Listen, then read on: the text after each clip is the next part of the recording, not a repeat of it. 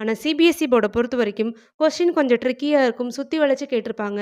அந்த கொஸ்டின students understand பண்ணி, அதுக்கேத்த மாதிரி ஆன்சர் பண்றது தான் சிபிஎஸ்இ போர்டு. ஆனா இந்த ஓப்பன் புக் எக்ஸாம்ன்ற மெத்தட்ல டீச்சர்ஸ் பாடம் நடத்துவாங்க. அதுக்கப்புறம் டீச்சர்ஸ் நடத்தின போர்ஷன்ஸ்லேருந்து கொஸ்டின் செட் பண்ணுவாங்க. இந்த கொஸ்டின்ஸ் வந்து ரொம்ப ட்ரிக்கியா இருக்கும், ரொம்ப கன்ஃப்யூஸ்டா இருக்கும் அப்படின்னு சொல்றாங்க சிபிஎஸ்இ போர்டு. ஆனா ஸ்டூடண்ட்ஸ பொறுத்தவரைக்கும் கஷ்டப்பட்டு இந்த ஆன்சர்ஸ் எல்லாம் மெமரி பண்ணி எழுத வேண்டாம். எக்ஸாம் ஹால்ல நாங்க புக்கே குடுத்துருவோம். கேட்கப்பட்ட கேள்வி எந்த லெசன்லேருந்து என்ன கான்செப்ட்ல கேட்டிருக்காங்கன்றத அண்டர்ஸ்டாண்ட் பண்ணிட்டு, அதுக்கப்புறம் அத தேடி கண்டுபிடிச்சு, கேட்ட கேள்விக்கு ஏத்த மாதிரி நீங்க ஆன்ஸர புக்க வச்சு ரெடி பண்ணி எழுதினா போதும் அப்டின்றாங்க சிபிஎஸ்இ போர்டு.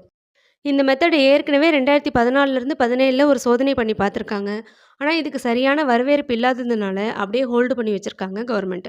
ஆனா, இப்ப மறுபடியும் 2024ல மறுபடியும் இந்த ஓப்பன் புக் எக்ஸாம் வைக்கணும் அப்படின்ற மாதிரி ஒரு முடிவுல இருக்காங்க. இந்த ஓப்பன் புக் எக்ஸாம பொறுத்தவரைக்குமே இதுல 2 டைப் இருக்கு. ஒண்ணு